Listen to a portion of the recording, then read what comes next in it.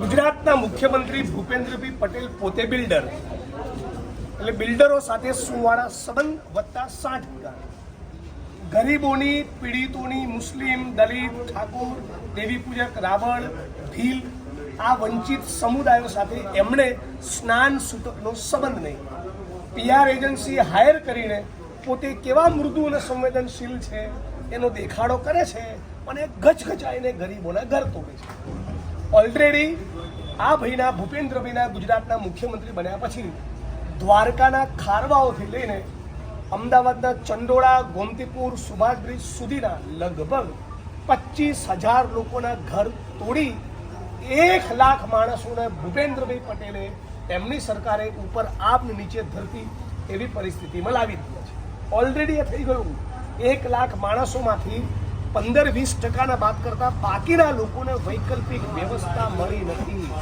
શું વૈકલ્પિક વ્યવસ્થા મળશે એનો રાજ્યની સરકાર સંવાદ પણ કરવા માંગતી નથી.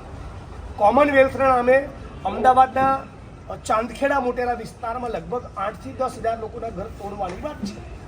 ત્યાં શું કરવું છે? 1700 એકર જમીનનો ટુકડો જોઈએ. એટલે આખી ભારતીય જનતા પાર્ટી લુગડા કાઢીને નાચે ને રણમાં. 1700 એકરની 17,000 હેક્ટર લઈ લો.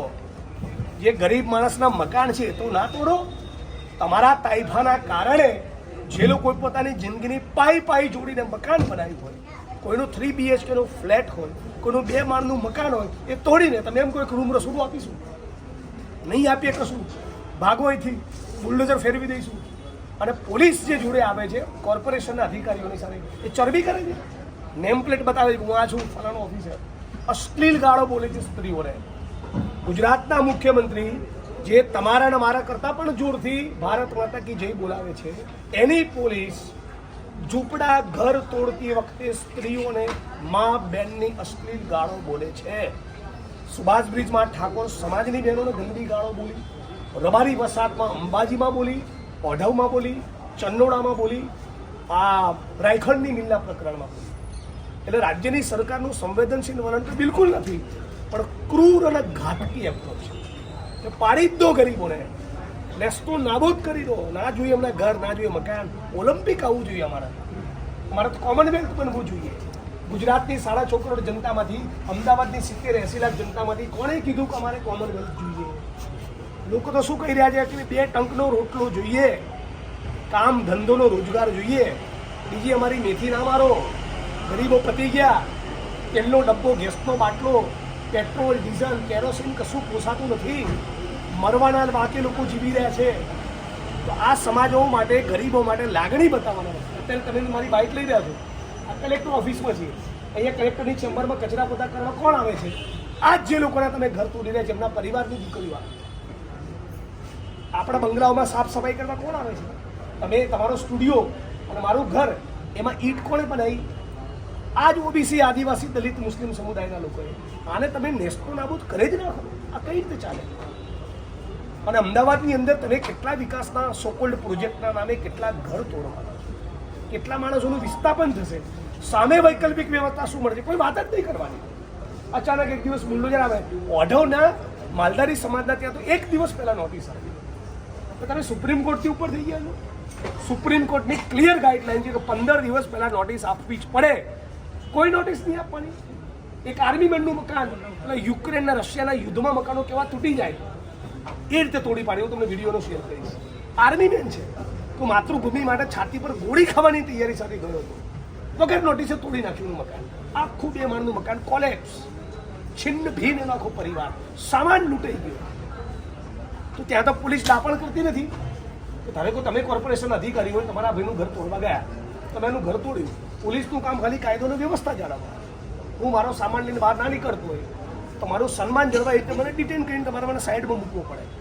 70-75 વર્ષની વૃદ્ધાનો હાથ તોડી નાખ્યો રાયખંડમાં. બીજી એક દલિત સમાજની દીકરીની અહીંયા ચેસ્ટમાં, છાતીના ભાગે નિશાનો પડેલા છે. બાઉન્સરો નાખે. રાજ્યની પોલીસ જોડે પોલીસ સ્ટાફ ખૂટી ગયો છે, બાઉન્સરો મોકલો છો ગરીબો સામે. ગુજરાતના મુખ્યમંત્રી ભૂપેન્દ્ર પટેલને મારી ચેલેન્જ છે કે તમારામાં પાણી હોય ને તો તમારી ભારતીય જનતા પાર્ટી વાળાએ ગુજરાતના 33 જિલ્લામાં ગેરકાયદેસર રીતે સરકારી પડતર જમીનો અને ગૌચરોમાં જે દબાણ કરે છે અને ગેરકાયદેસર બિલ્ડિંગ ઊભી છે ને એમાંની એક તોડીને બતાવો. તમે તો રોબોટ છો જે દિલ્હીથી ઓપરેટ થાવ છો. તો હે ગુજરાતના રોબોટ સાહેબ, તમે તમારામાં થોડી મૃદુતા ખરેખર લાવો. તમારી PR એજન્સીઓ ફેલ જશે નહીં તો તમે તમારી સંવેદનશીલ જે છબી ક્રિએટ કરવા માંગો છો એ તમારી PR એજન્સીનું પરફોર્મન્સ ફેલ જશે. આ ગરીબોની હાઈ ના લો. વિધાનસભાના સત્રમાં બધા જ ગરીબોને લઈને જવાના છીએ. ફિક્સ પગાર, આઉટસોર્સિંગ કોન્ટ્રાક્ટ ના જ જોઈએ, કાયમ માટેની નાબૂદી, ખાલી પડેલા સરકારી પદોમાં ભરતી કરો, ખેડૂતોને ન્યાય આપો, પશુપાલકોને ન્યાય આપો. પણ ખાસ કરીને વિસ્થાપન થયું છે એ વિસ્થાપનના પીડિતોને ટેકટાટના ઉમેદવારો બધાને લઈને વિધાનસભા 8 તારીખે તો જઈશું જ, પણ 15 ઓક્ટોબરના દિવસે મુખ્યમંત્રી ભૂપેન્દ્ર પટેલના ઘરનો ઘેરાવ કરવાના છીએ. કલેક્ટર ઓફિસની બહારના ધરણા નહીં, મ્યુનિસિપલ કચેરીની, CM ઓફ ગુજરાત ભૂપેન્દ્ર પટેલના બંગલે જઈશું. આવશો ને બધા? આ લોકોનો વાત છે. તમે લોકોના ઘર તોડી રાખો, તમે ચૂપ નથી બેસવાના. જી જરૂરથી તો જે પ્રકારે અત્યારે